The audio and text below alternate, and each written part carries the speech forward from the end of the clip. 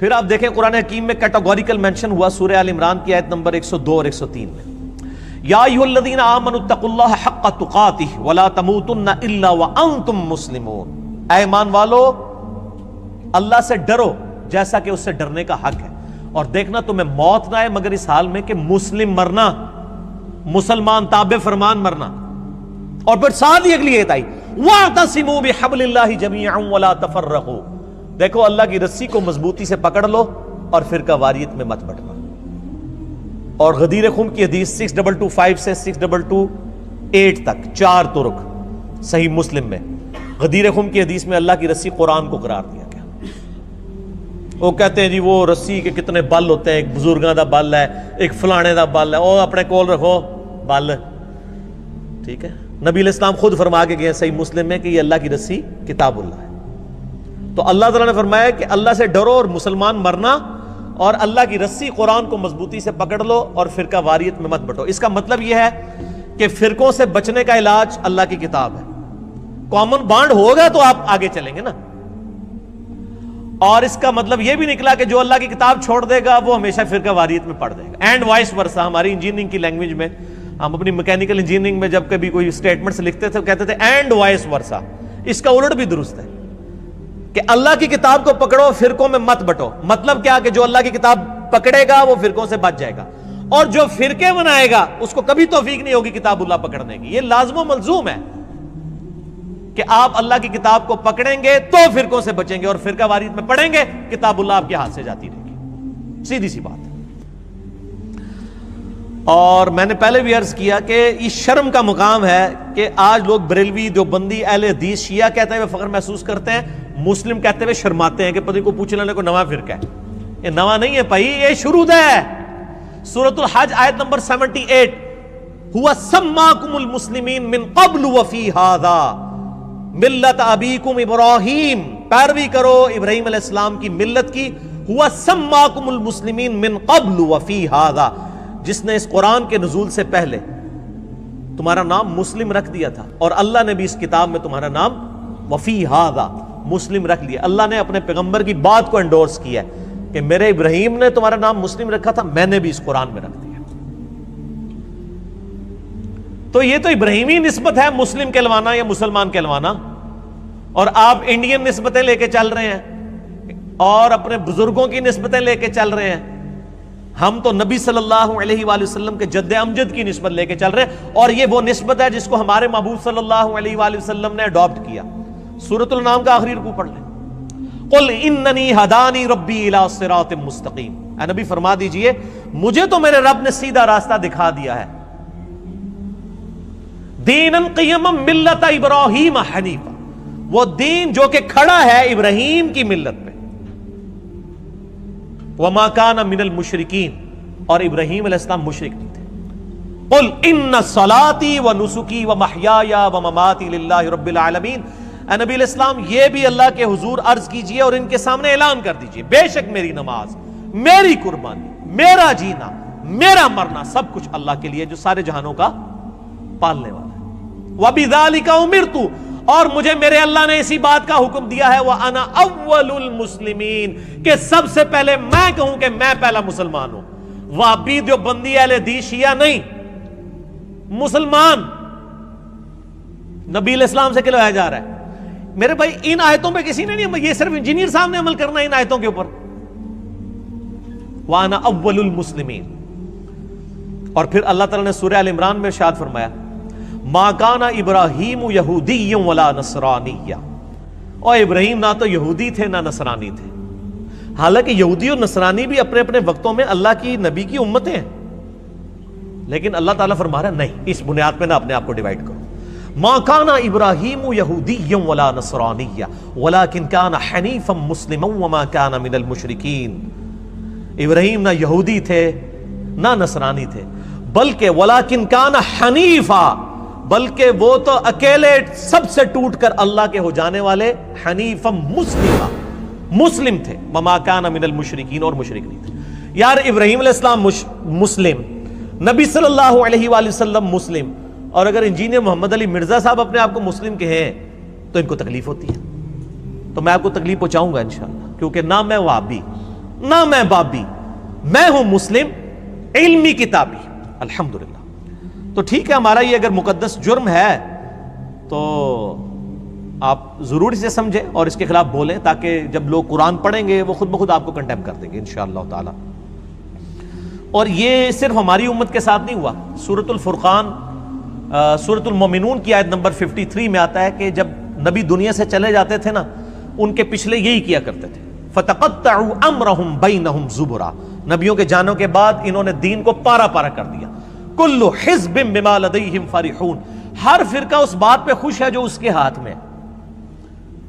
یعنی یہودی اس بات پہ خوش تھے کہ دیکھیں جی جو ہے حضرت عیسیٰ علیہ السلام جن کو تم اتنا بڑا مانے ہوئے ہو، وہ بھی مطلب جو ہے وہ موسیٰ علیہ السلام کے بعد آئے ہیں، وہ تو ہماری یعنی یہودیوں کی اولاد میں سے تھے۔ اور عیسائی اس بات کے اوپر خوش ہوتے تھے، اللہ تعالیٰ نے ان کو اتنے بڑے بڑے معجزات دیے، ہماری تو نسبت ابراہیم علیہ السلام کے ساتھ ہے۔ یہودی بھی یہی کہتے تھے، وہ نسبتیں لے کے بیٹھے ہوئے تھے۔ کل حزب بما لدیہم فرحون، ہر فرقہ اس پہ خوش ہے جو اس کے پاس ہے۔ وہ کہتے تھے ہم پر من و سلوہ نازل ہوا، یہودی کہتے تھے۔ عیسائی کہتے تھے ہم پر اللہ تعالیٰ نے آسمان سے کھانا نازل کیا۔ کل حزب بما لدیہم فرحون، یہاں پہ بھی آپ دیکھ لیں ہر فرقہ اس پہ خوش ہے جو اس کے پاس ہے۔ اہل حدیث کہیں گے جی او چلو جی ساڑھے جو اور خرابیاں نے توحید تے کم از کم ٹھیک ہے نا جی۔ دیوبندیوں کے پاس جائیں گے، وہ کہیں گے چلیں جی تقلید اور باقی مسئلے چھوڑیں، کم از کم صحابہ کا دفاع تو ہم کر رہے ہیں نا۔ بریلویوں کے پاس جائیں، وہ کہیں گے جی بزرگوں اور اولیاء اللہ کی مزارات کو تم نے بات کیا ہوا نا، چلے کچھ نہیں ہے تو۔ اور شیعہ کہیں گے جی دیکھیں جی آپ تو خود مانتے ہیں غدیر خون پہ اہل بیت کا ذکر تھا، اہل بیت تو پھر اسی پھڑے ہیں نا۔ ویسے ان کہتے ہیں نہیں ساڑھے تو زیادہ انجینئر صاحب نے پھڑ لیا، یہ بھی ان پرانے جملے ہو گئے۔ کل حزب بما لدیہم فرحون، ہر فرقہ اس پہ خوش ہے جو اس نے پکڑی ہوئی ہے جزیاتی دین، حالانکہ کلی دین لینا ہے۔ تو کلی دین وہی لے گا جو یہ علم بلند کرے گا کہ نہ میں وہابی نہ میں بابی، میں ہوں مسلم علمی کتابی انشاءاللہ تعالی۔ اچھا، اور پھر یہ دیکھیں کہ سورۃ الانعام کی آیت نمبر 159 میں اللہ تعالیٰ نے فرمایا کہ ایسے لوگوں کا نبی علیہ السلام سے کوئی نسبت کے ساتھ تعلق بھی نہیں ہے جو فرقہ واریت میں بڑھتے ہیں۔ ان الذین فرقوا دینہم وکانوا شیعا لست منہم فی شیء، اے نبی جنہوں نے اپنے آپ کو گروہوں میں بانٹ لیا اور دین میں فرقے بنا لیے، آپ کا ان سے کوئی تعلق نہیں ہے۔ یہ تعویل خاص کے اعتبار سے تو یہود و نصارہ کے بارے میں ہے کہ انہوں نے فرقہ واریت پھیلا دی، اور تعویل عام میں اس امت کے بارے میں بھی ہے، آپ کا ان سے کوئی تعلق نہیں۔ انما امرہم الی اللہ، ان کا معاملہ اللہ کے سپرد، ثم ینبئہم بما کانوا یفعلون، پھر اللہ تعالیٰ ان کو بتا دے گا جو دنیا میں وہ کرتوت کیا کرتے تھے۔ اور وہ کیا بتائے گا؟ وہ بڑی ڈاڈی آیت ہے جی، سورہ آل عمران کی آیت نمبر ہے 105، بڑی ڈاڈی آیت ہے جی یہ، وَاعْتَصِمُوا بِحَبْلِ اللَّهِ جَمِيعًا وَلَا تَفَرَّقُوا، یہ تو آیت ہے 103۔ اس کی دو آیتیں آگے جا کے اس سے بھی زیادہ سخت آیت آئی ہے جس میں سائملٹینیس کنٹراسٹ بتایا گیا، دوسرے انداز میں اسی بات کو پریزنٹ کیا گیا۔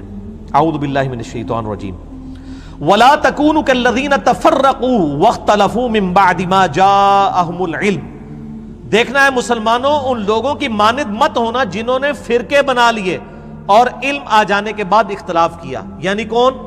یہود و نصارہ۔ یہود و نصارہ والا کام تم نہ کرنا۔ وہ ہم کہتے ہیں نا یہ آیت ہے ان الذین فرقوا دینہم وکانوا شیعا، وہ کہتے ہیں یہ تو یہود و نصارہ کے بارے میں نازل ہوئی ہے کہ نبی آپ یہود و نصارہ نے جو فرقے بنائے آپ کا ان سے تعلق نہیں ہے، وہ تہاڈے بارے چ بھی ہے۔ یہاں پہ اللہ تعالیٰ فرما رہا ہے وَاعْتَصِمُوا بِحَبْلِ اللَّهِ جَمِيعًا وَلَا تَفَرَّقُوا، اللہ کی رسی کو مضبوطی سے تھام لو، فرقہ واریت میں مت بٹو۔ اس کے بعد اللہ تعالیٰ دو آیات کے بعد فرما رہا ہے دیکھنا مسلمانوں تم ان لوگوں کی مانند یعنی یہود و نصارہ کی مانند مت ہونا جنہوں نے فرقے بنائے اور اختلاف کیا علم آ جانے کے بعد، بینات روشن دلائل آ جانے کے بعد۔ وَأُولَئِكَ لَهُمْ عَذَابٌ عَظِيمٌ، اور ان کے لیے ہوگا عذاب عظیم۔ جو لوگ فرقے بنائیں گے، اختلاف کریں گے، علمی اختلاف نہیں بلکہ بزرگ بابوں کی بنیاد کے اوپر تفرقہ بازی ڈال دیں گے، اللہ تعالیٰ فرماتا ہے ان کے لیے بہت بڑا عذاب ہے۔ وَلِعَوْذُ بِاللَّهِ تَعَالَى۔ اس حوالے سے میں اسی کوسچن کے اینڈ میں سورۃ الانعام کی آیت نمبر 153 بھی چاروں بیان کر دوں سلوشن کے طور پہ۔ یعنی رونا تو سارے روتے ہیں نا، سلوشن کوئی نہیں دیتا، ہم سلوشن بھی دیتے ہیں، ساتھ علاج بھی دیتے ہیں، صرف رونا نہیں روتے۔ سورۃ الانعام آیت نمبر 153 میں اللہ تعالیٰ نے سولوشن دیا ہے فرقہ واریت سے بچنے کا۔